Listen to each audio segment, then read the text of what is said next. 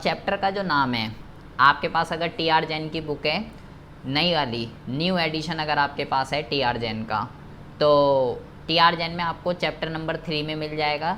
ठीक है, चैप्टर का जो नाम है ये है आपका 1991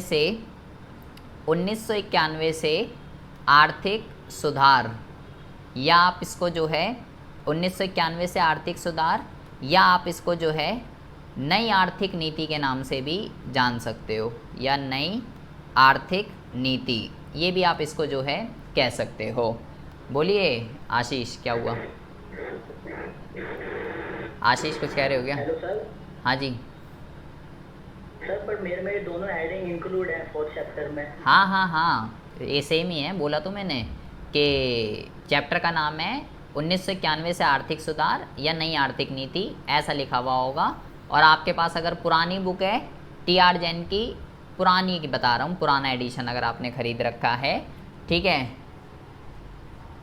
और क्या कहते हैं, या चैप्टर नंबर 6 में आपको मिल जाएगा, चैप्टर नंबर 6 में आपको मिल जाएगा पुरानी बुक के अंदर। और अगर आपके पास संदीप गर्ग है तो संदीप गर्ग में भी चैप्टर नंबर 3 में ही आपको मिल जाएगा। कोई से भी राइटर की बुक है आपके पास, संदीप गर्ग में भी चैप्टर नंबर 3 है। तो बहुत ही ज़्यादा ध्यान से ज़रा सुनेंगे। अब चैप्टर मैंने बता दिया कौन सा कहाँ मिलेगा।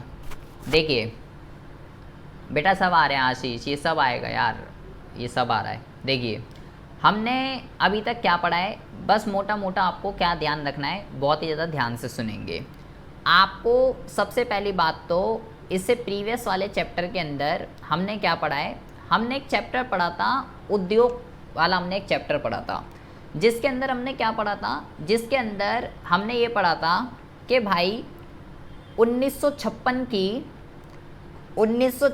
की औद्योगिक नीति जो है वो क्या थी, 1956 की औद्योगिक नीति जो है वो क्या थी, और सरकार ने इस पॉलिसी के अंदर उद्योगों के लिए क्या क्या रूल एंड रेगुलेशन बनाए थे, जिसके अंदर हमने 3 सबसे मेन पॉइंट पढ़े थे। क्या क्या पढ़ा था? सबसे पहला हमने ये पढ़ा था कि भाई सरकार ने जो है ना क्या कर दिया, सरकार ने उद्योगों का 3 श्रेणियों में, सरकार ने उद्योगों का 3 श्रेणियों में वर्गीकरण कर दिया था। सबसे पहली बात तो जिसमें हमने पढ़ा था भाई कैटेगरी 1 की बात करें अगर, तो सरकार ने कैटेगरी 1 के अंदर कितने उद्योगों को रखा था, बताइए जी, किसको याद है? 17 उद्योगों को रखा था, जिसको केवल कौन ओपन कर सकता है, जिसको केवल सार्वजनिक वाला ओपन कर सकता है। ठीक है जी। फिर कैटेगरी बी के अंदर हम बात करें तो इसमें बोला जी सरकार ने, इसमें 12 उद्योग सरकार ने रिजर्व करके रख दिए, जिसे निजी वाला बंदा और सार्वजनिक वाला बंदा दोनों मिलके खोल सकते हैं। और कैटेगरी सी के अंदर सरकार ने क्या बोला था कि अब बाकी बचे हुए जितने भी रह गए वो कौन खोल सकता है, वो भाई निजी वाला खोल सकता है। और दूसरा जो फीचर था इसका, सबसे इम्पोर्टेंट फीचर है वो क्या था, सरकार ने जो है लाइसेंसिंग की जो है वो कर दी थी। तो यहाँ पे जो है अभी मोहित अभी स्टार्ट ही करा है, बिल्कुल कुछ भी नहीं पढ़ाया मैंने, स्टार्ट ही करा है। चैप्टर का नाम है 1991 से आर्थिक सुधार या नई आर्थिक नीति। तो मैं आपको बस ये बता रहा हूँ, प्रीवियस हमने एक चैप्टर पढ़ा था उद्योग, उसमें हमने क्या पढ़ा कि सरकार ने उद्योगों की श्रेणियों में वर्गीकरण कर दिया, लाइसेंसिंग कर दी थी, और तीसरी विशेषता क्या थी, तीसरी विशेषता ये थी औद्योगिक रियायतें। जिसमें क्या बोला था हमने, जिसमें हमने ये बोला था कि भाई लाइसेंसिंग का मतलब क्या होता है, अगर किसी भी निजी वाले को अपना उद्योग खोलना है तो भाई सरकार से लाइसेंस लेना पड़ेगा, अगर लाइसेंस देगी तो ही ओपन हो सकता है, अदरवाइज नहीं। और औद्योगिक रियायतें का मतलब क्या होता है, सरकार ने लालच दिया, जैसे कि लाइक सस्ती बिजली मिलेगी, और आपको जो है क्या कहते हैं सस्ता रॉ मटेरियल मिलेगा, और आपको जो है सस्ता कच्चा माल लिख दीजिए, और आपको जो है टैक्स में भी छूट मिलेगी, 5 साल तक टैक्स नहीं देना पड़ेगा। इस तरीके के लालच दिए सरकार ने ताकि पिछड़े हुए क्षेत्रों के अंदर उद्योग वगैरह ओपन हो। ये हमने उद्योग वाले चैप्टर के अंदर पढ़ा था, ये सेकेंडरी सेक्टर के अंदर आता है। अच्छा जी, ठीक है। उसके बाद हमने प्रीवियस क्लास के अंदर ही एक और चैप्टर पढ़ा था, जिसका मैंने आपको बताया, चैप्टर का नाम था विदेशी व्यापार। इस चैप्टर के अंदर हमने क्या पढ़ा था इस चैप्टर के अंदर हमने ये पढ़ा था कि हमने 1950 से लेके 1990 तक मैंने आपको ये बोला 2 तरीके की स्ट्रैटेजी होती है। एक होता है आयात प्रतिस्थापन, एक होता है निर्यात प्रोत्साहन। तो मैंने आपको क्या बताया था, मैंने आपको ये बताया कि इन 40 सालों में हमने जिस स्ट्रैटेजी को फॉलो किया था इसको हम कहते हैं आयात प्रतिस्थापन। इसके नाम से हम इसको जानते हैं। आयात प्रतिस्थापन का मैंने आपको क्या मतलब बताया था, आयात प्रतिस्थापन का मैंने आपको ये मतलब बताया था कि भाई दूसरे देशों से आयात नहीं करना, जो आप दूसरे देशों से आयात करते हो उसे अपने देश में ही बनाओ। और इसका मैंने नाम आपको क्या बताया था, मैंने इसको आपका नाम बताया था कि इसी का नाम आप इसको जो है आंतरिक दृष्टि व्यापार रणनीति, आप इसको ये भी कह सकते हो। और यहाँ पे जो है एक और इम्पॉर्टेंट नाम है इसका, एग्ज़ाम में यही लिख के आ जाता है, इसको आप जो है अंतर्मुखी व्यापार रणनीति, ये तीनों इसी के ही नाम है। तो ये आप ध्यान रखिएगा, एग्ज़ाम में बहुत बारी आजकल अंतर्मुखी लिख कर आता है। अंतर्मुखी व्यापार रणनीति या नीति, या आंतरिक दृष्टि व्यापार रणनीति, या आयात प्रतिस्थापन, ये तीनों इसी बात पे फोकस करती हैं कि दूसरे देशों से आयात नहीं करना, अपने देश में बनाइए जो आपको बनाना है। तो उद्योग वाले हम ये क्यों पढ़ रहे हैं, उद्योग में हमने क्या पढ़ा, ये हमने 1956 की नीति पढ़ी। विदेशी व्यापार के अंदर हमने क्या पढ़ा, ये आयात प्रतिस्थापन को हमने फोकस किया। तो हमने अपने अलग अलग सेक्टर के अंदर क्या कर रखा था, अलग अलग तरीके की पॉलिसीज़ को बना रखा था। जो दो मेन पॉलिसी है वो उद्योग और विदेशी व्यापार, इसलिए मैंने आपको ये रिमाइंड करा दिया। अब हुआ क्या, बहुत ही ज़्यादा ध्यान से सुनेंगे। अब हुआ क्या, जब 1990 आया, 1990, तो हम ये जो 2 स्ट्रैटेजियाँ मैंने आपको बताई ये मेन स्ट्रैटेजी हैं। 40 सालों तक हमने इन्हीं दोनों स्ट्रैटेजी को अडॉप्ट किया। मतलब कि 1950 से लेके 1990 तक 1956 की औद्योगिक नीति जो थी वो लागू रही, और विदेशी व्यापार के अंदर भी आयात प्रतिस्थापन की नीति जो है लागू रही। लेकिन यहाँ पे जब 1990 आया, तो 1990 जब आया तो भारत को जो है ना संकट का सामना करना पड़ गया। संकट का, इकोनॉमिक क्राइसिस इसको जो है कहते हैं। संकट क्या आया वो अभी हम पढ़ेंगे। तो अगर आपसे पूछ ले कि भाई भारत को आर्थिक संकट का सामना कब करना पड़ गया, तो वो है भाई 1990। आपको ये ध्यान रखना है, जो भी हमने ऊपर अभी ये जो सारी बकवास पढ़ी है, भारत के अंदर जो पहले पॉलिसी चलती थी इसको कहते हैं LQP। LQP का मतलब क्या है, LQP का मतलब होता है लाइसेंसिंग। Q का मतलब होता है कोटा, और P का मतलब क्या होता है, P का मतलब होता है permit. Licence, quota, permit. Licence अभी मैंने आपको बताया ये रहा कि भाई निजी वाले के लिए लाइसेंस ज़रूरी है। और यहाँ पे मैंने आपको वर्ड बताया था, अगर आपको याद हो, कि मुझे आयात नहीं करना, तो कैसे सरकार इसको रोकती थी। एक टूल होता है टैरिफ, सरकार टैक्स लगा देती थी। टैरिफ, आयात पे जो टैक्स लगता है वो होता है। और दूसरा क्या वर्ड बताया था मैंने, कोटा, आयात की मात्रा को फिक्स कर देना कि आप दूसरे देशों से केवल इतना ही आयात कर सकते हो, उससे ज़्यादा नहीं कर सकते। तो आयात प्रतिस्थापन की नीति कहती है आयात नहीं करना। तो सरकार कैसे रोकती थी आयात को, ये सरकार के पास 2 टूल थे। तो 1950 से लेके 1990 तक इन 40 सालों में जो पॉलिसी हमारे देश में चलती थी उसको कहते हैं LQP, लाइसेंस, कोटा, परमिट। लेकिन जब भारत को 1990 में संकट का सामना करना पड़ गया, तो ये LQP जो है ये रिप्लेस हो गया। अब इस LQP की जगह क्या आ गया, अब इस LQP की जगह ये आ गया आपका LPG। अब ये आ गया भाई। अब इसकी फुल फॉर्म क्या है, अब इसकी फुल फॉर्म जो है, L का मतलब है यहाँ पे लिबरलाइजेशन, जिसको हम उदारीकरण के नाम से जानते हैं। P का मतलब है यहाँ पे प्राइवेटाइजेशन, जिसको हम निजीकरण के नाम से जानते हैं। और जी का मतलब है यहाँ पे ग्लोबलाइजेशन, जिसको हम जो है वैश्वीकरण के नाम से भी जान सकते हो, या आप इसको जो है भूमंडलीयकरण भी आप इसको जो है कह सकते हो। एग्जाम में कभी कभार भूमंडलीयकरण भी लिख के आ जाता है और बच्चा कंफ्यूज हो जाता है, मैं तो वैश्वीकरण पढ़ के आया था, ये भूमंडलीयकरण क्या होता है। तो आपको ध्यान रखना है, जी का मतलब ग्लोबलाइजेशन, पी का मतलब प्राइवेटाइजेशन और एल का मतलब लिबरलाइजेशन, ये इसकी फुल फॉर्म है। और पहले क्या था, पहले था लाइसेंस, कोटा, परमिट। तो 1 मार्क का क्वेश्चन, सबसे पहली बात तो यहाँ पे आपका बनता है मोस्ट इम्पॉर्टेंट, वो आपसे पूछेगा कि वो आपसे पूछेगा कि 1991 में LQP के स्थान पे क्या आया है, या LQP को किसने प्रतिस्थापित किया। तो उसकी जगह पे क्या आया है, LPG आया है।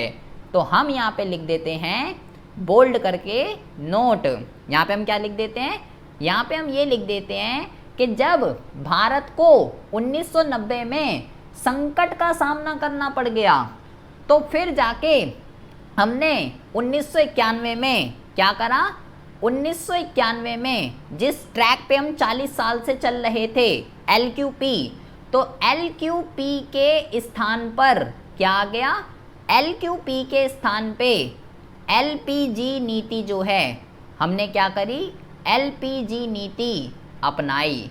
तो आपसे वो कुछ भी बोले कि LQP को किसने प्रतिस्थापित किया, किसने स्थानापन्न किया, स्थानापन्न प्रतिस्थापन का मतलब कि उसकी जगह पे कौन आया, प्रतिस्थापन वर्ड का मतलब क्या होता है कि उसकी जगह पे कौन आया। तो LQP की जगह पे कौन आया, LQP की जगह पे LPG आया है। ये बात आपको जो है ध्यान रखनी है। अब बहुत ही ज़्यादा ध्यान से सुनेंगे, प्रॉपर आपको ध्यान रखना है। कब आया, जुलाई 1991 में, ठीक है। ये 1 नंबर का क्वेश्चन है, 1 मार्क का, बहुत ही ज़्यादा इम्पोर्टेंट, कि हमने LPG को कब अडॉप्ट किया है, LPG को। तो केवल 1991 याद नहीं रखना, जुलाई भी याद रखना, क्योंकि एग्जाम में ऐसे क्वेश्चन आ जाता है जून 1991, जुलाई, अगस्त, सितंबर, सब में 1991 लिखा होगा। तो आप अगर 1991 अगर पढ़ लोगे केवल, तो फिर दिक्कत हो जाएगी। अब हमें ये क्या पढ़ना है, हम कह रहे हैं जी संकट आ गया था 1990 में, संकट आ गया था। तो हम पढ़ेंगे भाई कौन सा संकट आ गया था। ये हम कह रहे हैं जी 1990 में आर्थिक संकट आ गया था भारत के अंदर। तो हम पढ़ेंगे भाई ऐसा क्या हो गया था, कौन सा संकट आ गया था, वो जरा हम जो है देखते हैं। इसको आप इससे 2 मिनट पहले क्या बोला, नेट हो गया था। इससे 2 मिनट पहले मैंने क्या बोला, इससे 2 मिनट पहले मैंने ये बोला कि आपको प्रॉपर डेट, ये मंथ भी याद रखना है, जुलाई 1991, केवल 1991 मत याद रखिएगा, क्योंकि MCQ में कुछ भी लिख के आ जाता है। तो जुलाई 1991 में हमने LPG को अडॉप्ट किया है। अच्छा, तो हमें क्या बात पढ़नी है कि आर्थिक संकट में क्या हुआ था, या आप ये इस टॉपिक को, आपकी बुक में क्या लिखा हुआ है, आपको इस टॉपिक को ये भी कह सकते हो कि हमें आर्थिक सुधारों की आवश्यकता हमको जो है क्यों हो गई थी। बहुत ही ज़्यादा ध्यान से सुनेंगे, बहुत ही ज़्यादा ध्यान से। ये जो है भाई आर्थिक सुधार कह लीजिए, ठीक है, आर्थिक सुधार कह लीजिए, या आप इसको जो है नई आर्थिक नीति कह लीजिए, नई आर्थिक नीति कह लीजिए, या आप इसको LPG कह लीजिए, ये सब एक ही है। आर्थिक सुधार ही तो LPG है, नई आर्थिक नीति ही LPG है, और LPG ही तो आर्थिक सुधार या नई आर्थिक नीति है। तो ये तीनों वर्ड सेम ही हैं, तो कंफ्यूज बिल्कुल भी नहीं होना है। तो चाहे वो आर्थिक सुधारों की आवश्यकता बोले, चाहे वो LPG की आवश्यकता बोले, या वो नई आर्थिक नीति की आवश्यकता बोले, तो ये सब तीनों वर्ड एक ही हैं, तो वो कुछ भी लिख सकता है। तो हम पढ़ते हैं कि हमें आखिर ये टॉपिक में क्या पूछ रहा है, ये टॉपिक में ये पूछ रहा है कि आखिर हमें क्यों LQP को हमें बदल के LPG क्यों करना पड़ गया, ये आपसे पूछ रहा है। तो क्यों करना पड़ गया, अबे संकट आया था इसीलिए तो बदलना पड़ गया। तो हम पढ़ेंगे क्या संकट आया, ये संकट आया इसलिए हमें बदलना पड़ गया। समीर, ये चैप्टर है उदारीकरण 1991 से आर्थिक सुधार या नई आर्थिक नीति, ये TR जैन के अंदर होगा, नई बुक के अंदर चैप्टर 3 है और पुरानी में चैप्टर 6 है। ये वाला चैप्टर चल रहा है, उदारीकरण, निजीकरण और वैश्वीकरण।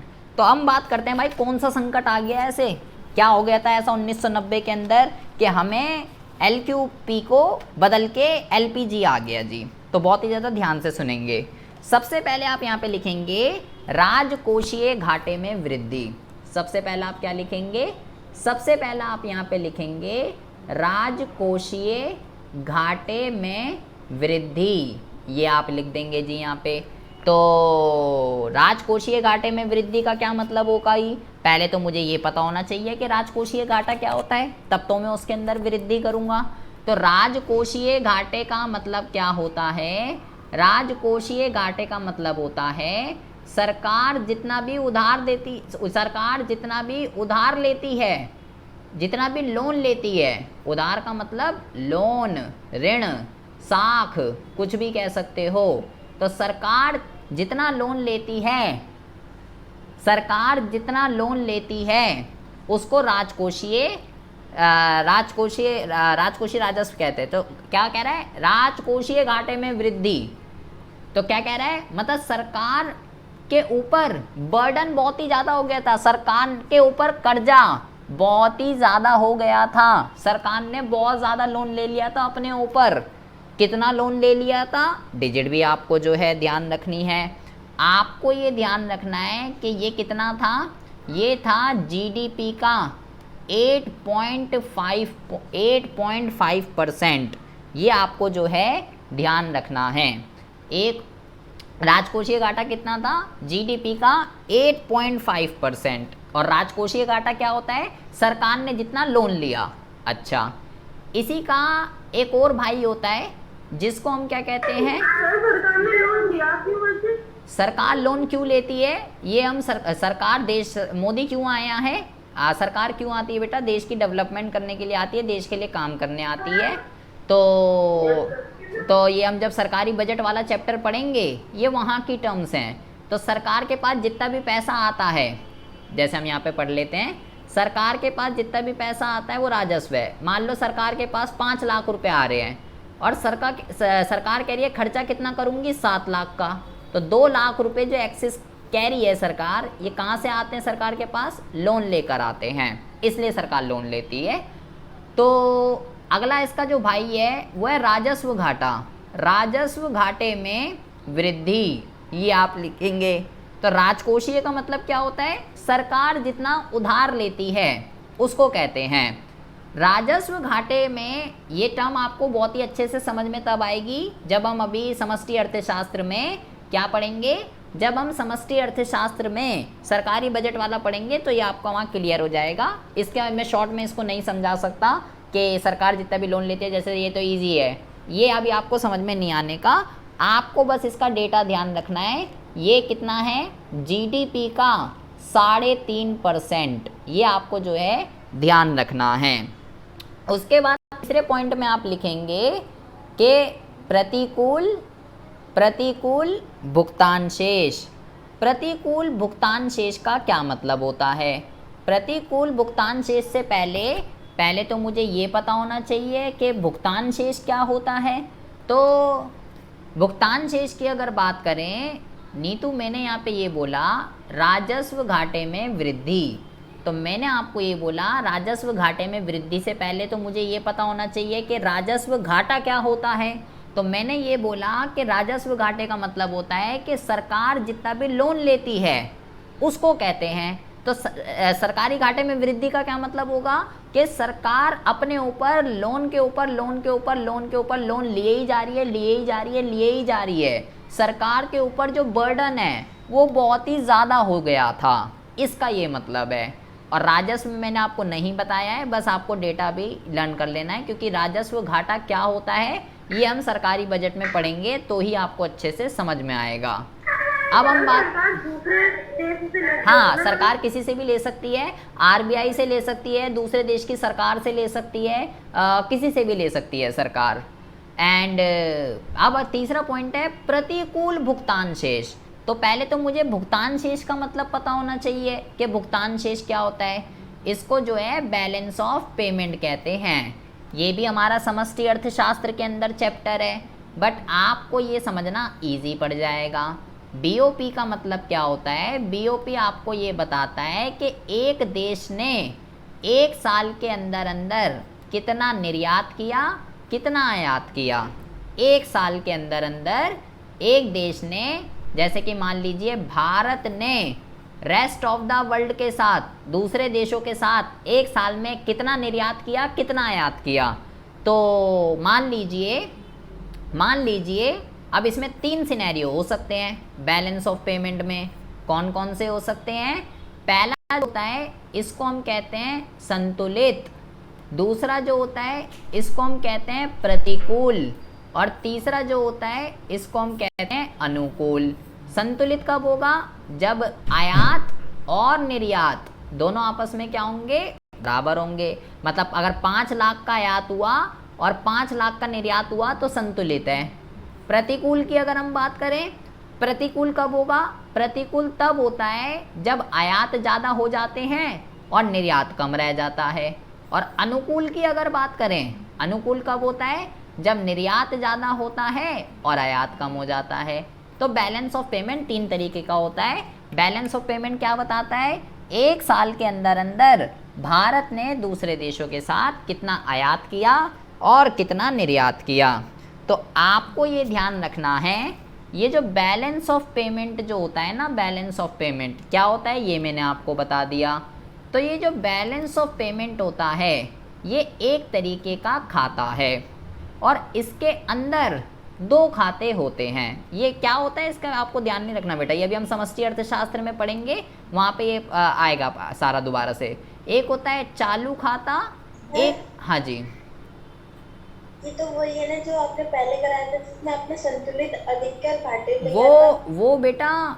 वो बेटा बीओटी था, वो था बैलेंस ऑफ ट्रेड। जो बैलेंस ऑफ ट्रेड और जो, उसमें भी तो हाँ ये देखते बिल्कुल, थे। हाँ बिल्कुल। तो ये जब हम वहाँ पे पढ़ेंगे ना बैलेंस ऑफ पेमेंट वाला, भुगतान शेष वाला चैप्टर, तो वहीं पे आपको ये दोनों चीज़ें क्लैरिफाई होंगी कि आखिर कैसे बीओपी डिफरेंट होता है बीओटी से। उसमें भी 3 तरीके की सिचुएशन होती है और इसमें भी 3 तरीके की सिचुएशन होती है।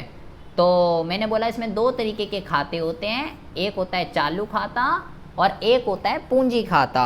आपको बस ये ध्यान रखना है कि इसका जो घाटा था ना, चालू खाते का जो घाटा था वो कितना था? वो था आपका जीडीपी का, कितना? वो था आपका जीडीपी का 2.5%।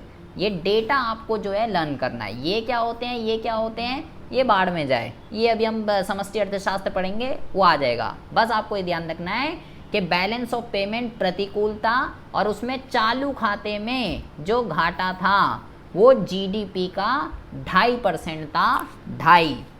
अच्छा जी, ठीक है।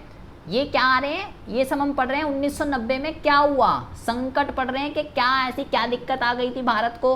तो पहला हमने बोला भाई सरकार के ऊपर बर्डन बहुत ज़्यादा हो रहा था, लोन पे लोन लिए जा रही है, राजस्व घाटे देखे वो भी बढ़े जा रहा है, बैलेंस ऑफ पेमेंट देखें वो घाटे में जा रहा है, सब कुछ जो है घाटे में ही जा रहा था।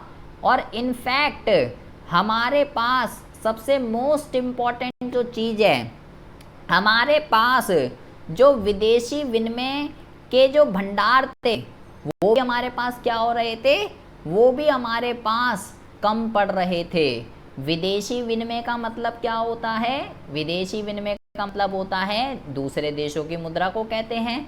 दूसरे देश की जो मुद्रा होती है उसको विदेशी विनिमय कहते हैं। तो अगर मुझे दूसरे देशों से कुछ खरीदना है तो भाई मुझे, जैसे मेरे को अमेरिका से अगर कुछ खरीदना है तो मुझे डॉलर में पेमेंट करनी पड़ेगी। जिस देश से आप खरीदोगे उस देश के अंदर जो करेंसी चलती है वो आपको पेमेंट करनी पड़ेगी। तो आपके पास उसकी क्या थी? कमी थी। मतलब हमारे पास रिजर्व जो है कम पड़ रहे थे। आरबीआई के पास इसके रिजर्व होते हैं विदेशी विनिमय के। और कीमतों में क्या हो रही थी? कीमतों में जो है वृद्धि हो रही थी। कीमतों में वृद्धि हो रही थी, मतलब इसको क्या कहेंगे? महंगाई हो रही थी। मतलब कोई भी अर्थव्यवस्था के अंदर क्या कहते हैं, प्रोडक्शन वगैरह सब कुछ ठीक चल रहा था, कोई दिक्कत नहीं थी। हाँ, यहाँ पे विदेशी मुद्रा में कमी भी लिख सकते हैं, विदेशी विनिमय कह लीजिए या विदेशी मुद्रा कह लीजिए, कुछ भी कह सकते हो, विदेशी मुद्रा में कमी भी लिख सकते हो। और महंगाई आसमान छू रही थी, महंगाई बहुत ही ज़्यादा हो गई थी, बहुत ही ज़्यादा जो है महंगाई हो गई थी। और हमने क्या पढ़ा है, हमने ये पढ़ा है बेटा कि उन 40 सालों में केवल कौन से उद्योग होते थे, सार्वजनिक वाले। तो जो सार्वजनिक क्षेत्र के जो उद्योग थे, सार्वजनिक क्षेत्र के जो उद्योग थे, सार्वजनिक क्षेत्र के उद्योगों का असंतोषजनक निष्पादन, मतलब कि इसका क्या मतलब हुआ, उन 40 सालों में, मतलब 1950 से लेके 1990 तक हमने क्या पढ़ा है, हमने ये पढ़ा कि भाई इन 40 सालों में केवल सरकारी उद्योग होते थे, प्राइवेट वाले नहीं होते थे। तो असंतोषजनक निष्पादन, इस लाइन का क्या मतलब होगा, इस लाइन का मतलब होगा कि उनकी जो परफॉर्मेंस थी वो बहुत ही ज़्यादा बेकार थी। तो ये 6 तरीके के संकट हमको देखने के लिए पड़ गए। परफॉर्मेंस बहुत बेकार थी, मतलब वो कस्टमर को सेटिस्फाई नहीं कर पा रहे थे, जो कस्टमरों को चाहिए, डिमांड पूरी नहीं कर पा रहे थे, पुअर क्वालिटी के गुड्स अवेलेबल करा रहे थे। ये 6 तरीके के संकट हमको फेस करने पड़े 1990 में। तब जाके सरकार को ये रियलाइज़ हुआ कि भाई हम गलत ट्रैक पर हैं, हमें जो है इसको बदलना पड़ेगा। तब जाके हमने जुलाई 1991 में LQP की जगह LPG को अपनाया। आपको 5 से 6 क्वेश्चन बता रहा हूँ, आपको ये 5 से 6 क्वेश्चन गोल के पी जाने, रिपीटेड है, एग्ज़ाम में बार बार आते हैं। सबसे पहले आपको क्या समझना है, हमने यहाँ पे बोला विदेशी मुद्रा के भंडार में कमी, मतलब कि विदेशी मुद्रा मैंने बोला क्या होती है, मैंने बोला भाई दूसरे देश से आयात करने के लिए, विदेशी मुद्रा चाहिए होती है आपको। आप जिस भी देश से आयात कर रहे हो, आप अमेरिका से कर रहे हो डॉलर चाहिए, जिससे भी कर रहे हो, जहाँ पाउंड चलता है, यूरो चलता है, जिस देश से आप कर रहे हो उस देश की करेंसी चाहिए। लेकिन हमारे पास पड़ गई कमी। तो कितनी कमी पड़ गई, ये डेटा आपको जो है लर्न करना है बहुत ही ज़्यादा ध्यान से, ठीक है। तो आपको ये ध्यान रखना है, हमारे पास इतनी विदेशी मुद्रा कम पड़ गई कि हमारे पास 10 दिन के आयात तक के पैसे नहीं थे। दूसरे देशों से जब हम कुछ खरीदते हैं तो आयात कहलाता है, और दूसरे देशों को जब कुछ बेचते हैं तो निर्यात कहलाता है। तो अभी हम आयात की बात कर रहे हैं। विदेशी मुद्रा क्यों चाहिए, आयात के लिए चाहिए। तो हमारे पास 10 दिन के आयात तक के पैसे नहीं थे। अगर दिन में आ जाए तो 10 दिन ध्यान रखना है, और अगर हफ्ते में आ जाए तो आपको लिखना है कि हमारे पास 2 हफ्ते के आयात के भी पैसे हमारे पास जो है नहीं थे। सबसे पहला डेटा तो आपको ये ध्यान रखना है, ठीक है जी। अच्छा, अब ज़रा क्या ध्यान रखना है, ये 6 पॉइंट हमने क्या पढ़े बेटा, ये 6 पॉइंट हमने ये पढ़े कि भारत को 1990 में किस संकट का सामना करना पड़ गया। पहले पॉइंट में मैंने आपको बताया भाई सरकार के ऊपर लोन बहुत ज़्यादा हो गया था, राजकोषीय घाटा बहुत ज़्यादा हो गया था। दूसरे में मैंने बोला भाई राजस्व घाटा भी बहुत ज़्यादा हो गया था। तीसरे में मैंने बोला बैलेंस ऑफ पेमेंट जो है वो भी प्रतिकूल जा रहा था, आयात ज़्यादा हो रहे थे, निर्यात कम हो रहे थे। चौथे में मैंने बोला विदेशी मुद्रा की कमी पड़ गई। पाँचवें में मैंने बोला महंगाई बढ़ गई। और छठे में मैंने बोला कि उन 40 सालों में केवल सरकारी उद्योग होते थे, तो उनकी जो परफॉर्मेंस थी वो बहुत ही ज़्यादा बेकार हो गई। बेकार का मतलब कि भाई वो कस्टमर को उस क्वालिटी के गुड्स अवेलेबल नहीं कर पा रहे, उतने अवेलेबल ही नहीं कर पा रहे जितने कस्टमर को चाहिए, क्योंकि उस टाइम पे निजी वालों पे कई सारी। हाँ बेटा, तो विदेशी मुद्रा की कमी थी तो आयात ज्यादा कैसे हो गई? नहीं आयात ज़्यादा मैंने कहाँ बोला। हाँ तो मतलब करते करते करते इतना आयात हुआ कि पैसे ही ख़त्म हो गया ना। पहले आयात हो रहा था, आयात होता रहा, तो उसके बाद आयात होते होते एक टाइम ऐसा आया पैसे ही ख़त्म हो गया, हमारे पास विदेशी मुद्रा ही ख़त्म हो गई। ये कह रहा हूँ मैं, आयात पहले हो रहा था तो इतना हुआ कि एक टाइम ऐसे आया कि भाई कमी ही पड़ गई। तो अब क्या पढ़ना है आपको, ये 6 पॉइंट हमने पढ़े कि भाई क्या दिक्कत आ रही थी हमें, आखिर क्यों आर्थिक संकट क्या है और हमें क्यों LQP को रिप्लेस करके LPG को लाना पड़ गया। अब ज़रा कुछ पॉइंट आपको ज़रा ध्यान से समझने हैं, 1 मार्क के पॉइंट ऑफ व्यू से बहुत ही ज़्यादा इंपॉर्टेंट है। तो सरकार को बेटा ये रियलाइज़ हुआ कि भाई हम जो है गलत ट्रैक पे चल रहे हैं, ये भाई ये ट्रैक ठीक नहीं है, हमको चेंज करना पड़ेगा।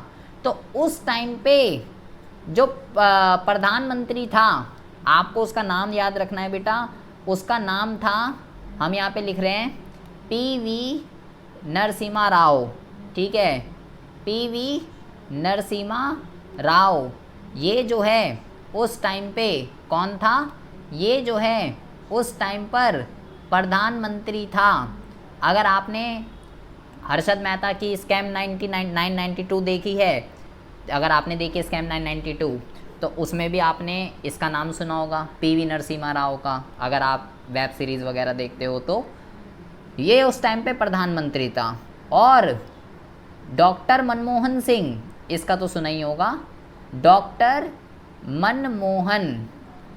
मनमोहन सिंह उस टाइम पे जो है वित्त मंत्री हुआ करते थे। तो इन दोनों ने, अब ये वो पैसों के रिगार्डिंग देख रहा है, वो प्रधानमंत्री है, तो भाई सरकार को ये रियलाइज़ हुआ भाई हम जो है हम तो गलत ट्रैक पे चल रहे हैं मेरे भाई। अब हमें ये जो 40 सालों से हमने जिस रास्ते को अपना रखा है, क्या क्या रास्ता था, 1956 की औद्योगिक नीति और विदेशी व्यापार में ये जो हमने ये टैरिफ, कोटा और ये जो आयात प्रतिस्थापन, आंतरिक दृष्टि व्यापार रणनीति, ये जो सब हमने अपना रखा है मेरे भाई। अब इसको जो है, इसको 1991 की बात हो रही है भाई, 1991 में ये प्रधानमंत्री था, ये वित्त मंत्री था। तो भाई सरकार को ये रियलाइज़ हुआ भाई ये LQP, ये जो हमारा सिस्टम है, इसको भाई अब ख़त्म करना पड़ेगा। और क्यों ख़त्म करना पड़ेगा, ये 6 संकट हमने आपको बता दिए। तो फिर सरकार ने LQP को रिप्लेस करके क्या कर दिया, LPG कर दिया। तो आपको ये ध्यान रखना है, एक क्वेश्चन आ जाता है एग्जाम के अंदर, अर्थव्यवस्था ने कैसा टर्न ले लिया, तो अर्थव्यवस्था ने यू टर्न ले लिया। यू टर्न 1 नंबर का क्वेश्चन है कि पहले हम कहाँ थे और अभी हम पढ़ेंगे ये L का मतलब, P का मतलब, G का मतलब, ये उदारीकरण, निजीकरण, वैश्वीकरण क्या होता है। पहले हमने पढ़ा कि भाई निजी वालों के ऊपर इतनी रिस्ट्रिक्शन लगा रखी थी हमने, और ये विदेशी व्यापार में हमने ये आयात प्रतिस्थापन, टैरिफ, कोटा, इतना कर सकते हो, ज़्यादा से ज़्यादा टैक्स लगेगा, ये लगा रखा था। और अभी हम पढ़ेंगे उदारीकरण, निजीकरण, वैश्वीकरण में हमने सभी हटा दिया। कोई रूल रेगुलेशन, कोई टैक्स नहीं, कोई कोटा नहीं, कोई परमिट नहीं, जिसको जो करना है, जैसा करना है, जितनी इंडस्ट्री खोलनी है, अंधाधुन खोलनी है, जो मन है वो करो, कोई लाइसेंस की ज़रूरत नहीं है। तो ये क्या बात हुई, पहले आप क्या बोल रहे थे और अब क्या बोल रहे हो। तो इस टर्न को क्या कहते हैं, इस टर्न को यू टर्न कहते हैं। तो 1991 में अर्थव्यवस्था ने पूरा का पूरा यू टर्न ले लिया। MCQ क्वेश्चन आ जाता है ये कि अर्थव्यवस्था ने 1991 में कैसा टर्न लिया, U turn, S turn, T turn, कुछ भी लिख के आ जाता है, इन्वर्स एस टर्न। तो यू टर्न आपको जो है ध्यान रखना है। तो हमारे ऊपर, सरकार के ऊपर बर्डन बहुत ही ज़्यादा हो गया था पैसे का।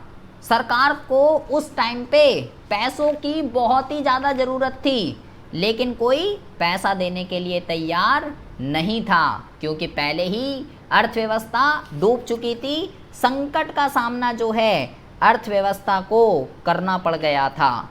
तब जाके भारत सरकार ने 2 लोगों के पास जाकर फैलाए। पहला जो है वो है बेटा वर्ल्ड बैंक, और दूसरा जो है वो है आपका IMF।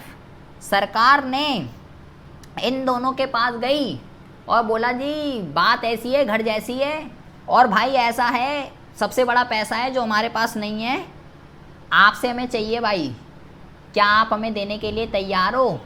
मुझे जो है ना लोन चाहिए, लोन। आपको ये ध्यान रखना है कि कितने का लोन लिया हमने, वर्ल्ड बैंक और IMF से। ये डिजिट आपको ध्यान रखनी है, $7 बिलियन, $7 बिलियन का हमने जो है वर्ल्ड बैंक और IMF से 1991 में लोन लिया था इतना। अब वर्ल्ड बैंक और IMF दोनों को मिला के ना, हाँ, वर्ल्ड बैंक और IMF क्या कहता है, वो कहता है देखो जी लोन तो हम तुम्हें दे देंगे $7 बिलियन का। ये डिजिट ध्यान रखनी बेटा, बहुत इंपॉर्टेंट है। देखो लोन तो हम आपको दे देंगे $7 बिलियन का, लेकिन भाई हमारी कुछ कंडीशनें हैं। कंडीशन क्या है कंडीशन ये है कि आपने ये जो रूल रेगुलेशन, ये जो रिस्ट्रिक्शन लगा रखे हैं ना, इसको ख़त्म करो आप पहले। मतलब ये LQP जो लगा रखा है इसको ख़त्म करो और आप LPG को अपना लो। उदारीकरण, निजीकरण, वैश्वीकरण। अगर आप उदारीकरण, निजीकरण, वैश्वीकरण को अपनाने के लिए तैयार हो तो मैं आपको $7 बिलियन का लोन दूंगी, और अगर तैयार नहीं हो तो भाई फिर हमसे भी कोई उम्मीद ना रखिए, हम आपको कोई लोन नहीं देने वाले। लेकिन हम उस टाइम पर बहुत ही ज़्यादा संकट में थे, हमारे पास कोई चारा नहीं था, सरकार के पास केवल एक ही चारा था कि चुपचाप जैसा वर्ल्ड बैंक और IMF कह रहा है वैसा ही हमें करना पड़े, क्योंकि हमारे पास और कोई चारा नहीं था पैसा आने का। तो तब जाके इससे लोन लेने के लिए $7 बिलियन का हमने LQP को रिप्लेस करके किसको कर दिया, LPG को। आपको ये ध्यान रखना है, आपको ये ध्यान रखना है कि ये जो क्या कहते हैं वर्ल्ड बैंक है ना, वर्ल्ड बैंक का जो है ना दूसरा नाम भी है, तो एग्ज़ाम में पूछ लेता है कि वर्ल्ड बैंक को और किस नाम से जानते हैं। तो आपको ये ध्यान रखना है वर्ल्ड बैंक को जो है ना IBRD के नाम से भी वर्ल्ड बैंक को जानते हैं। IBRD का मतलब होता है, ये बेटा ये मैं एक एक नंबर की बहुत इंपॉर्टेंट चीज़ें बता रहा हूँ, प्लीज़ इसको गोल के पी जाइएगा। इसको कहते हैं international bank for reconstruction, international bank for reconstruction and development, ये इसकी फुल फॉर्म है। ठीक है, हिंदी में अगर बात करें तो अंतर्राष्ट्रीय बैंक, अब इसका हिंदी में क्या बोलेंगे भाई, विकास और क्या कहते हैं, अभी इसकी हम हिंदी में बात करते हैं कि इसको हिंदी में जो है क्या कहते हैं। मैं यहाँ पे हिंदी में भी लिख देता हूँ क्योंकि हम तो हिंदी मीडियम के छात्र हैं, हमारे को क्या लिखना इंग्लिश से। तो हम इसको कहते हैं पुनर्निर्माण और विकास के लिए राष्ट्रीय बैंक, ये कहते हैं इसको पुनर्निर्माण और विकास के लिए, पुनर्निर्माण और विकास के लिए अंतर्राष्ट्रीय बैंक, ये इसका नाम हिंदी में है वर्ल्ड बैंक का, केवल वर्ल्ड बैंक का। ठीक है, IMF का नहीं, वर्ल्ड बैंक का दूसरा नाम है ये IBRD। अच्छा जी, तो हमने क्या करा, मैंने यहाँ पे आपको 6 पॉइंट बताए हैं, 4 पॉइंट बता दिए। मैंने आपको ये बोला कि 1991 में प्रधानमंत्री कौन था, PV नरसिम्हा राव, वित्त मंत्री कौन था, डॉक्टर मनमोहन सिंह। इन दोनों को ये रियलाइज़ हुआ कि भाई अर्थव्यवस्था संकट में जा चुकी है, कोई रास्ता नहीं बचा है, हमको इस ट्रैक को चेंज करना पड़ेगा। तो हमने LQP को रिप्लेस करके LPG को अडॉप्ट कर लिया, जिसको कहते हैं कि अर्थव्यवस्था ने पूरा का पूरा यू टर्न ले लिया। हमने वर्ल्ड बैंक और IMF से $7 बिलियन का लोन लिया, लेकिन इनकी कंडीशन थी कि आपको ये LQP को छोड़ना पड़ेगा और आपको LPG को अपनाना पड़ेगा। अगर आप तैयार हो तो हम लोन देंगे, अदरवाइज़ हमसे भी कोई उम्मीद ना रखिए। तो ये डेटा आपको घोल के पी जाना है। और मैंने बोला वर्ल्ड बैंक को ही, इसका दूसरा नाम क्या है, ये अदर नेम लिख देते हैं हम यहाँ पे। इसका दूसरा नाम जो है IBRD है, इसकी फुल फॉर्म है international bank for reconstruction and development. इतनी बकवास आपको जो है ध्यान रखनी है। ये एक एक मार्क्स के पॉइंट ऑफ व्यू से बहुत ही ज़्यादा इंपॉर्टेंट है, रिपीटेड क्वेश्चन है, बार बार आते रहते हैं। अच्छा जी, अब हमें मुद्दा क्या पढ़ना है, हमें मुद्दा ये पढ़ना है कि भाई ये जो हम उदारीकरण, निजीकरण, वैश्वीकरण, ये जो हम पढ़े जा रहे हैं, ये होते क्या हैं, इसका मतलब क्या होता है। तो टॉपिक का जो नाम है ये है नई आर्थिक नीति के तत्व, ये कह सकते हो आप इसको, या आप इसको जो है आर्थिक सुधारों के तत्व भी आप इसको जो है कह सकते हो, कुछ भी आप इसको जो है कह सकते हो। इसके 3 तत्व होते हैं भाई। सबसे पहला जो होता है वो होता है L, दूसरा जो तत्व होता है इसको कहते हैं P, और तीसरा जो तत्व होता है इसको कहते हैं G। जैसे कि मैं आपको बता ही चुका हूँ, ये होता है बेटा पहला उदारीकरण, दूसरा जो तत्व होता है इसको हम कहते हैं निजीकरण, और तीसरा जो तत्व होता है इसको हम क्या कहते हैं, इसको हम कहते हैं वैश्वीकरण। तो बहुत ही ज़्यादा ध्यान से 1 बाय 1 हमको एक एक टॉपिक को समझना है कि उदारीकरण क्या होता है, निजीकरण क्या होता है और वैश्वीकरण जो है क्या होता है। अभी हम सबसे पहले क्या पढ़ने जा रहे हैं, उदारीकरण जो है बेटा वो एक बहुत वाइडर कॉन्सेप्ट है, उसके अंदर हमें अलग अलग क्षेत्र के रिगार्डिंग हमको पढ़ना है, तो वो तो हम जो है अगली कक्षा में पढ़ेंगे। सबसे छोटा जो टॉपिक है अभी यहाँ पे हमारे पास, पहले हम जो समझेंगे, हम समझेंगे निजीकरण जो है क्या होता है। बहुत ही छोटा है, हमारा समय के अनुसार हमारा ये टॉपिक पूरा हो जाएगा और अगली कक्षा में हम उदारीकरण पूरा पढ़ेंगे, क्योंकि वो इतना बड़ा टॉपिक है कि 1.5 घंटे की क्लास भी कम पड़ जाएगी उदारीकरण पढ़ने के लिए।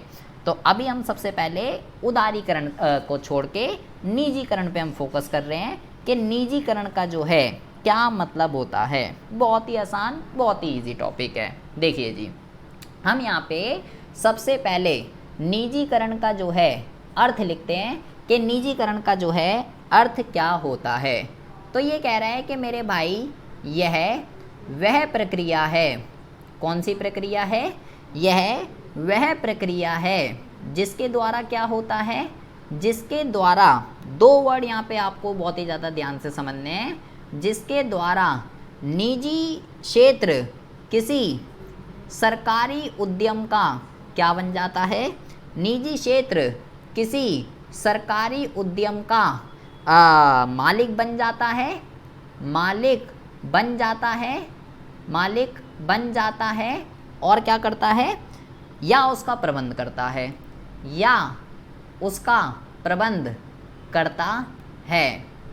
ये इसका जो है मीनिंग है निजीकरण का। तो हाँ भाई, ये वहाँ पे भी है सेम टॉपिक। तो बेटा बहुत ही ज़्यादा ध्यान से सुनेंगे। अभी इसने यहाँ पे जो बकवास लिख दी वो तो हमें समझ में नहीं आ रही, ये तो हमारे ऊपर से जा रही है। क्या कह रहा भाई, वो प्रक्रिया है, निजी क्षेत्र सरकार का मालिक बन गया, उसका प्रबंध कर दिए, क्या इनने भला भला यहाँ लिख दी, ये हमें यहाँ समझ नहीं आ रहा। तो इस टॉपिक को समझने के लिए बहुत ही ज़्यादा ईजी टॉपिक है, आपकी डेली लाइफ से रिलेटेड है। देखिए आप, ये एक बार हो गया था। हाँ अभी हमने नहीं पढ़ा बेटा, अभी मैंने सिर्फ अर्थ लिखा है। अब मैं इस अर्थ को समझाने के लिए वही बता रहा हूँ निजीकरण क्या होता है। देखिए, जो उद्योग होते हैं ना, उद्योग या जो क्षेत्र होते हैं वो 2 तरीके के होते हैं। अब जो बहुत ही ज़्यादा ध्यान से सुनेंगे, बहुत ही ज़्यादा ध्यान से। एक होते हैं निजी क्षेत्र, निजी क्षेत्र कह लीजिए या निजी उद्योग कह लीजिए, एक ही बात है। और एक होते हैं सार्वजनिक, सार्वजनिक क्षेत्र कह लीजिए, सार्वजनिक उद्योग कह लीजिए, एक ही बात होती है। निजी क्षेत्र कौन से होते हैं बेटा, निजी क्षेत्र वो होते हैं जिसका ओनर एक व्यक्ति होता है, एक व्यक्ति, इंडिविजुअल पर्सन। जैसे कि अंबानी है, अंबानी को तो आप जानते ही होंगे, सबने नाम सुना है। कितने सारे, जैसे रिलायंस किसकी है, अंबानी की है, ये तो नॉर्मल अपनी डेली लाइफ में सुना ही होगा। जियो चलाते हो तो ये तो पता ही होगा अंबानी ने चलाई है। अच्छा, ओनर कौन है, अंबानी एक नॉर्मल व्यक्ति है हमारे जैसा, कोई सरकार थोड़ी है वो, एक हमारे जैसा ही तो एक आम पर्सन है। अच्छा जी, या रतन टाटा, उसका भी नाम आपने सुना होगा, नॉर्मल व्यक्ति है, एक इंडिविजुअल, सरकार तो नहीं है ना, तो वो भी लिख सकते हो यहाँ पे। ठीक है, एक एग्जांपल आपको बता रहा हूँ, इंडस्ट्रियाँ हैं ना इनकी कितनी सारी, वो एक नॉर्मल व्यक्ति हैं, ओनर कौन है, एक इंडिविजुअल। और सरकारी की अगर हम बात करें तो इसका ओनर कौन होगा, इसका जो ओनर होगा वो होगा बेटा सरकार, इसका सरकार होगा। अच्छा, इसका जो उद्देश्य होगा, इसका जो उद्देश्य होगा वो होता है मैक्सिमम प्रॉफिट अर्न करना। ये वो गुड्स एंड सर्विसेज बनाते हैं जिससे इनको अधिकतम लाभ मिले, और ये वो गुड्स एंड सर्विसेज बनाते हैं, इनका उद्देश्य क्या होता है, इनका उद्देश्य होता है जिनसे समाज का ज़्यादा से ज़्यादा कल्याण हो। सामाजिक कल्याण जो है जिससे सोसाइटी के लिए बेनिफिशियल होना चाहिए। इंडस्ट्री लॉस में जा रही है या प्रॉफिट में जा रही है वो मैटर नहीं करता, सोसाइटी को फ़ायदा हो रहा है बस, ठीक है, ओके है। तो आपको सबसे पहले निजी उद्योग क्या होते हैं और सार्वजनिक उद्योग क्या होते हैं, ये आपको सबसे पहले समझना है, और किसका क्या उद्देश्य होता है। आपने बोला भाई मेरे को ये बात ओके की रिपोर्ट में समझ आ चुकी है, अब तो ये बता निजीकरण क्या होता है। अब जरा बेटा बहुत ही ज़्यादा ध्यान से सुनेंगे। एक कंपनी है जिसका नाम है ABC, और ये जो कंपनी है ना, ये एक सार्वजनिक उद्योग है। सार्वजनिक उद्योग का मतलब क्या हुआ? अभी मैंने आपको बोला कि इसका जो ओनर है वो कौन होगी? वो होगी भाई सरकार। सरकार इसकी ओनर होगी। अच्छा जी, ठीक है। तो अब क्या हुआ, ये जो ABC उद्योग है पिछले 5 सालों से क्या हो रहा है, या मान लो पिछले 15 सालों से, 15 सालों से जो है हानि उठा रहा है, लॉस उठा रहा है, घाटे में जा रहा है 15 साल से। मैंने बोला सरकार को तो कोई, अब आप क्या हो गया, 15 साल से घाटे में जा रहा है तो चला क्यों रहा है, फिर बंद कर देना फिर।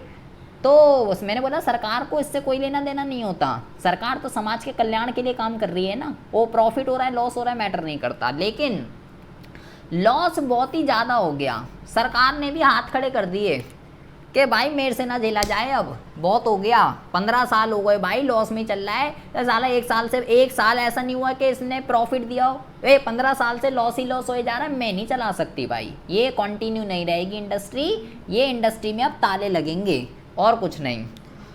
तो सरकार ने क्या करा, ये सरकारी उद्योग था, अब सरकार को हानि उठा रही है, तो सरकार कहती है अंबानी को कि मेरे भाई बात ऐसी है घर जैसी है।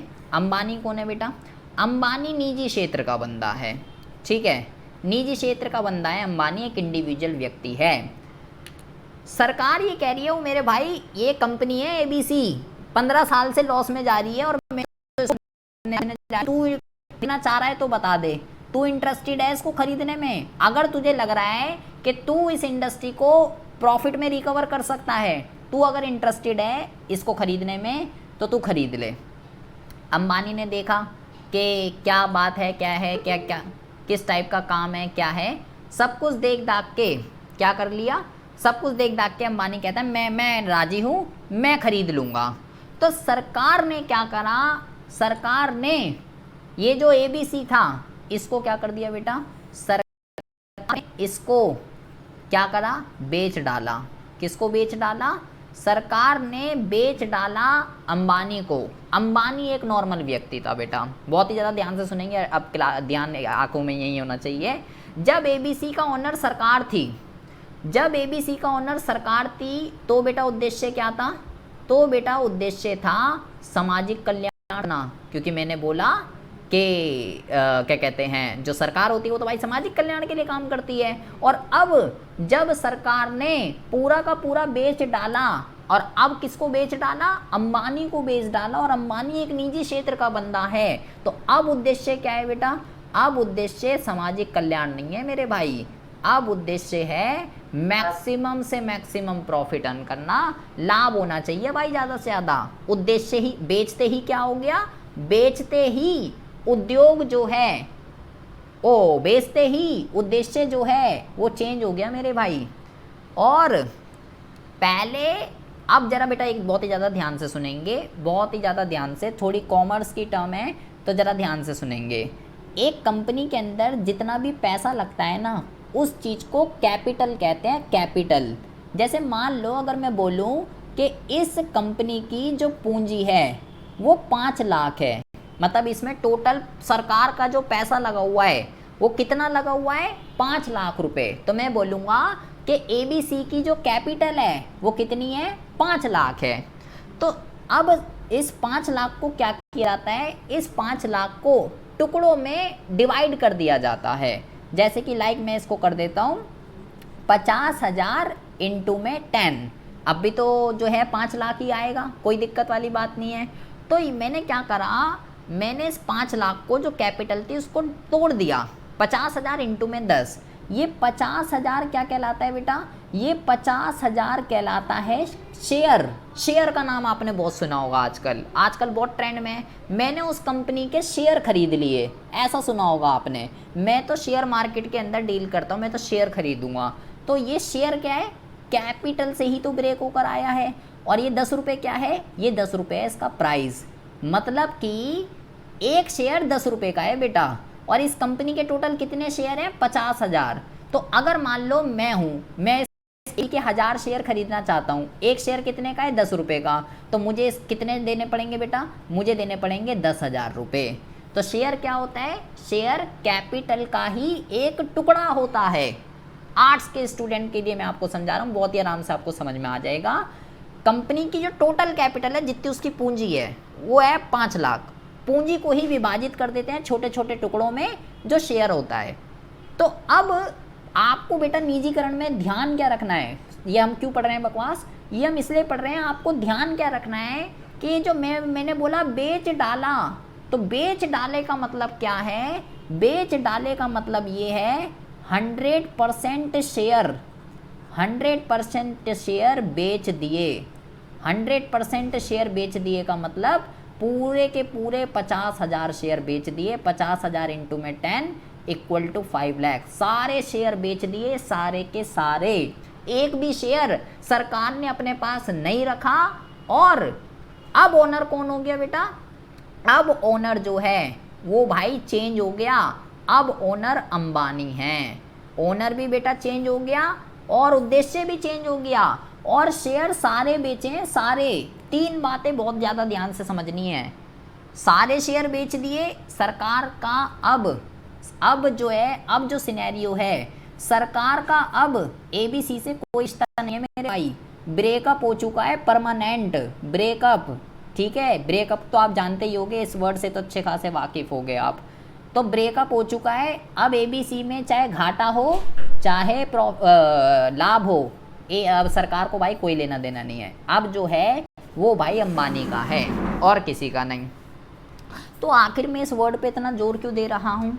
मैं इस वर्ड पे इसलिए जोर दे रहा हूँ क्योंकि अब ज़रा ध्यान से समझेंगे। एक छोटा सा कॉन्सेप्ट हो रहा है। एक वर्ड है यहाँ पे जिसको कहते हैं विनिवेश। विनिवेश बहुत ही ज़्यादा इंपॉर्टेंट है, रिपीटेड। इंग्लिश में इसको क्या कहते हैं? इंग्लिश में इसको डिसइन्वेस्टमेंट कहते हैं, डिसइन्वेस्टमेंट। अब ये क्या दिक्कत है मेरे भाई? अभी ऊपर निजीकरण मैंने आपको समझाया, आई होप आपको समझ में आ गया होगा। सारे शेयर बेच दिए, ब्रेकअप हो चुका है, सरकार का कोई रिश्ता नहीं है अब ABC से। घाटा हो नुकसान हो सब अंबानी का है। अब ओनर चेंज हो गया, अब अंबानी है। अंबानी को जैसे चलानी है वो वैसे चलाए। अब डिसइन्वेस्टमेंट समझिए, सेम कॉन्सेप्ट है बेटा, सेम, लेकिन थोड़ा सा बिल्कुल माइनर सा चेंज है। ABC ही कंपनी है, 15 साल से ही घाटा हो रहा है, 15 साल से ही हानि हो रही है। एक सार्वजनिक कंपनी है, ठीक है, सार्वजनिक उद्योग है। ओनर जो है वो कौन है? ओनर जो है सरकार है, ठीक है जी। और उद्देश्य क्या है? उद्देश्य जो है वो भाई सामाजिक कल्याण ही है, ठीक है। अच्छा जी, ठीक है, तो वही सिनेरियो है जो ऊपर वाला था। लेकिन सरकार परेशान हो चुकी है भाई, 15 साल से लॉस ही लॉस हो रहा है भाई। सरकार ने बात खड़े कर दी भाई, मेरे बस की नहीं है भाई, मैं अब नहीं झेल पा रही। लेकिन सरकार को इससे प्यार भी बहुत है, छोड़ना भी नहीं चाह रही। तो बेचना, सरकार कह रही है भाई देखो मैं इसको पूरा तो नहीं बेच सकती। सरकार ने क्या बोला? सरकार गई अंबानी के पास, ठीक है जी, सेम सिनेरियो जैसे ऊपर हुआ, अंबानी के पास गई।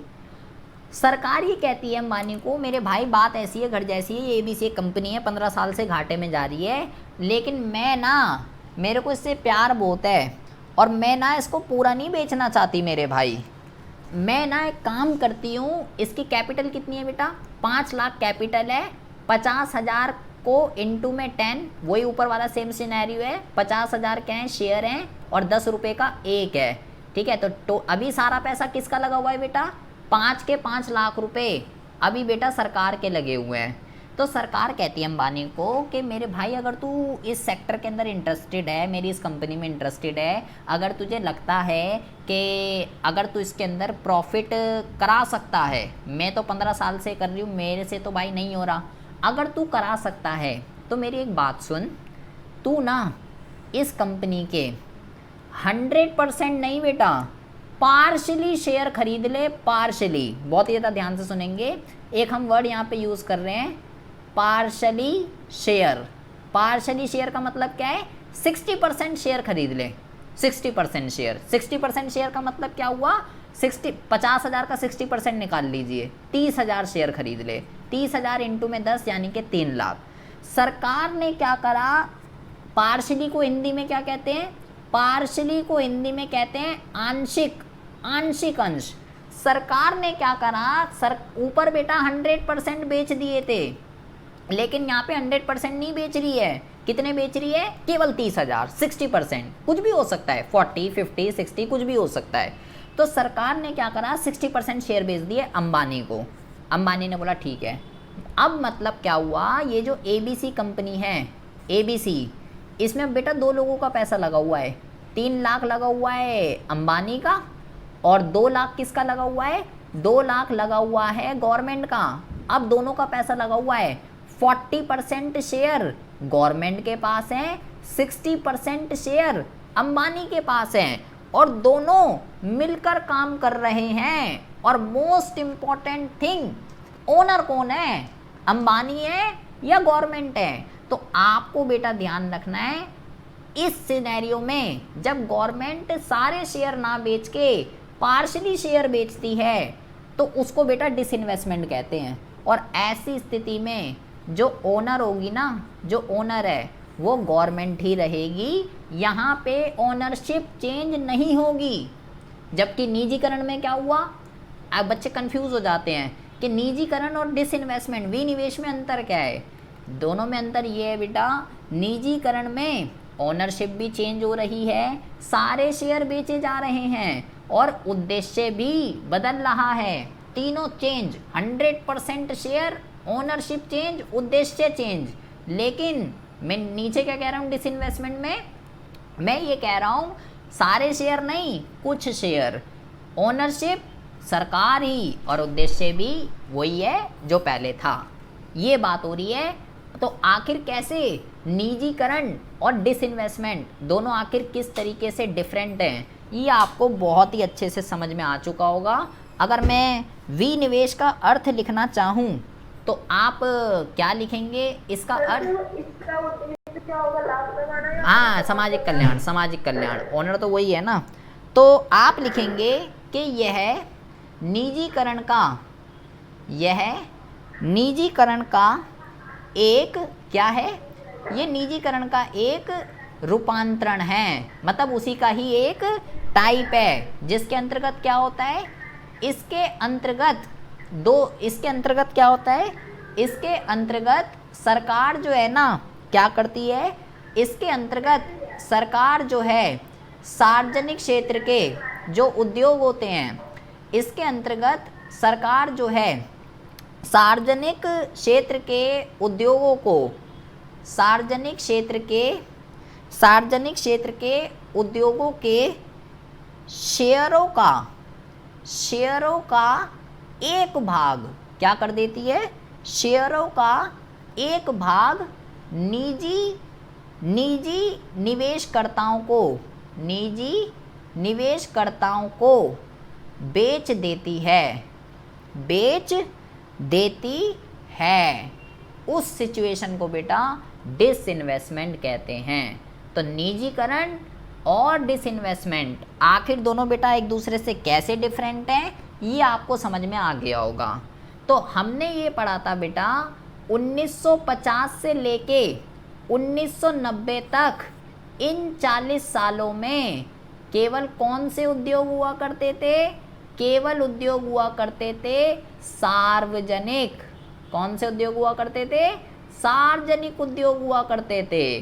तो उन सार्वजनिक उद्योगों में इन 40 सालों में जितनी भी बेटा इंडस्ट्री ओपन हुई है, जितनी भी इंडस्ट्री ओपन हुई, उसमें से जो जो लॉस में जा रही थी, जो जो हानि में जा रही थी, तो सरकार के पास 2 विकल्प थे, या तो पूरा बेच डाल, या तो निजीकरण कर दे, या क्या कर दे बेटा, या उसका जो है विनिवेश कर दे। हानि से निकलने के, सार्वजनिक क्षेत्र के उद्योग में अगर किसी में हानि हो रही है तो बेटा वहाँ से निकलने के सरकार के पास 2 ही विकल्प होते हैं, या तो पूरा बेच डाल, ब्रेकअप ही कर दे पूरा, निजीकरण, या पूरा अगर उससे ज़्यादा प्यार है, बेचना नहीं चाह रही, रिश्ता रखना चाहती है, तो कुछ शेयर बेच दे, कुछ अपने पास ही रखे। तो ये दोनों विकल्प मौजूद होते हैं। तो सरकार ने उस टाइम पे इन 40 सालों में जो जो इंडस्ट्रीज घाटे में जा रही थी, कुछ का निजीकरण कर दिया, कुछ का डिसइन्वेस्टमेंट कर दिया। लेकिन ज़रूरी नहीं है बेटा सारी घाटे में ही जा रही थी। कुछ कुछ जो उन 40 सालों में जो कुछ कुछ उद्योग खुले, उसमें कई सारी ऐसे भी उद्योग थे जो सरकार को बहुत अच्छा बेटा लाभ दे रहे थे, बहुत ही अच्छा लाभ दे रहे थे। तो क्या कहते हैं, तो जो बहुत अच्छा लाभ दे रहे थे उसको हम 3 कैटेगरी के अंदर रखते हैं। क्या क्या होता है बेटा? पहला जो होता है इसको हम कहते हैं महारत्न, जो लाभ दे रहे थे बहुत ही अच्छा। पहला होता है महारत्न, दूसरा होता है बेटा नवरत्न, और तीसरा जो होता है इसको कहते हैं मिनी रत्न। मिनी रत्न, नवरत्न तेल नहीं है ये, कहीं नवरत्न तेल समझो। ये क्या है कि जो सार्वजनिक उद्योग अच्छा अच्छा लाभ दे रहे हैं, जो बहुत अच्छा लाभ दे रहा है वो महारत्न की कैटेगरी में, जो उससे थोड़ा नीचे है वो नवरत्न की कैटेगरी में, और जो बेटा उससे नीचे है वो मिनी रत्न की कैटेगरी में। कैसे डिसाइड होता है ये हमको याद नहीं रखना बेटा, आपको बस ये ध्यान रखना है कि महारत्न में 1-2 कंपनियाँ महारत्न में याद कर लीजिए और 1-2 कंपनियाँ मिनी रत्न में याद कर लीजिए। महारत्न की हम यहाँ पे कंपनियाँ लिख रहे हैं, एक आपको ध्यान रखना है CIL, एक आपको ध्यान रखना है OI, एक आपको ध्यान रखना है NTPC, ठीक है। मिनी रत्न में भी आपको कुछ कंपनियाँ जो हैं ध्यान रखनी है, ठीक है, देख लीजिएगा बुक में लिखा हुआ होगा कितनी हैं यहाँ पे। और इस ऐसे ही इसकी भी 1 नंबर का क्वेश्चन रिपीटेड है बेटा, महारत्न ही आता है इसलिए मैंने महारत्न ही लिखवाया है कि बोल देगा 1-2 एग्जाम्पल बताइए महारत्न की कंपनियों के, लेकिन हो सकता है आपकी किस्मत ख़राब हो तो वो नवरत्न और मिनी रत्न भी आपसे जो है पूछ सकता है बेटा। तो निजीकरण करने का बेटा नुकसान क्या है? सबसे पहला क्वेश्चन है नुकसान क्या है बेटा? उद्देश्य चेंज हो गया, पहले जो उद्योग सामाजिक कल्याण के लिए काम कर रहा था वो अब किसके लिए काम करेगा? प्रॉफिट के लिए। तो समाज का कल्याण तो होने से रहा, लेकिन क्या है फ़ायदा? ये है कि भाई अब वो 100% एफिशिएंसी के साथ काम करेगा, ठीक है, उसको घाटे से लॉस में लेकर आएगा और उपभोक्ताओं के लिए नई नई वस्तुएं बनाएगा, ये इसका फ़ायदा होता है। तो अगर निजीकरण के फ़ायदे और नुकसान आपसे पूछ ले तो आपको अगर कॉन्सेप्ट क्लियर है तो आप बहुत इजीली लिख सकते हो, लेकिन आते नहीं है एग्ज़ाम में, आपको बस इसका मीनिंग पता होना चाहिए बस।